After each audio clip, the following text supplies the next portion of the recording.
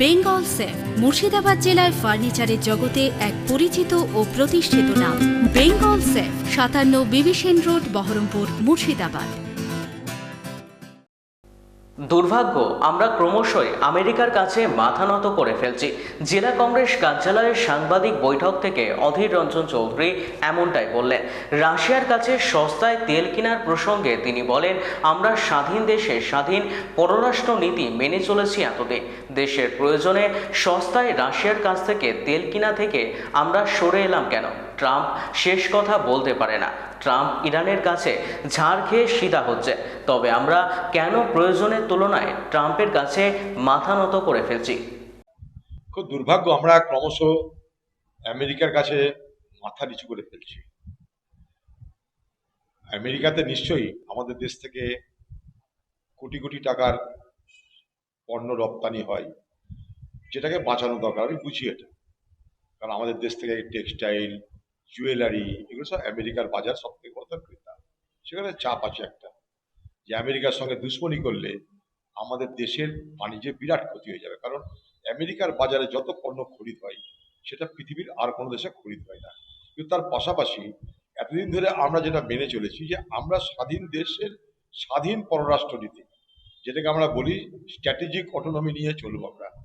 আমার দেশের প্রয়োজন রাশিয়া থেকে সস্তা তেল কেনা, কারণ আমার দেশের মানুষকে সস্তায় তেল দিতে হবে। এটা তো আমাদের দেশের স্বার্থ রক্ষিত হবে। এটা থেকে আমরা সরে এলাম কেন?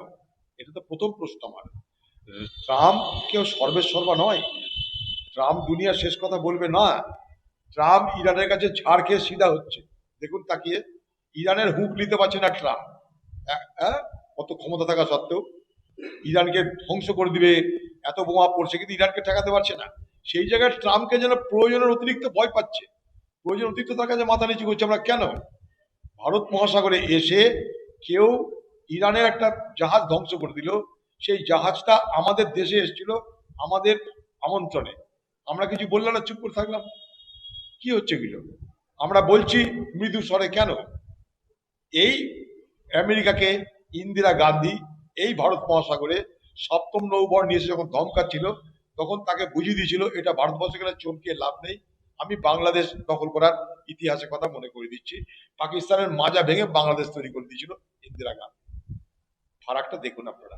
দেখুন, যে কোনো পার্টির যে কোনো প্রোগ্রাম করার অধিকার আছে, এটা আমি জানি। আর নির্বাচনের সব পার্টি প্রোগ্রাম করবে, সেটা শুধু বিজেপি কেন, আমরাও করব।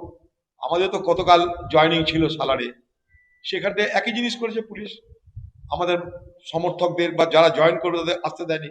যারা জয়েন করবে তাদের বাড়ি বাড়ি গিয়ে বলেছে যে তৃণমূলের টিকিটে যারা জিতেছে তারা যদি কংগ্রেসে যোগদান করো তাহলে বাড়ি ঘরে হামলা হবে।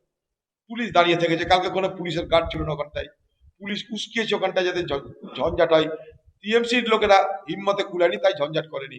পাড়ায় পাড়ায় গলিতে গলিতে তৃণমূলের মস্তান বাহিনী তারা নিয়োগ করে সেখানটায় যাতে কেউ আমাদের সবাই আসতে না পারে, তার জন্য তারা কাউকে চেষ্টা কোনো ত্রুটি রাখেনি। সকলের ক্ষেত্রেই হচ্ছে, বলার কি আছে? সকলের ক্ষেত্রে হচ্ছে। ওই জিনিস কংগ্রেসের উপরে কি হচ্ছে দেখতে পাচ্ছেন আপনারা। কংগ্রেসের লোকদের কুচবিহারে মাদক কাছে জড়িত করছে বহরমপুরের কংগ্রেসের নেতাদের। তারা যে সে নেতা না, ইলেকটেড মেম্বার, তারা শিডিউল কাস্টের চেয়ারম্যান। একই জিনিস করছে, কারণ ঠিকা নিয়েছে এখানকার পুলিশ তৃণমূলকে জিতাতে হবে, ব্যাস। বেঙ্গল সেফ মুর্শিদাবাদ জেলায় ফার্নিচারের জগতে এক পরিচিত ও প্রতিষ্ঠিত নাম। বেঙ্গল সেফ ৫৭ বিবি সেন রোড, বহরমপুর, মুর্শিদাবাদ।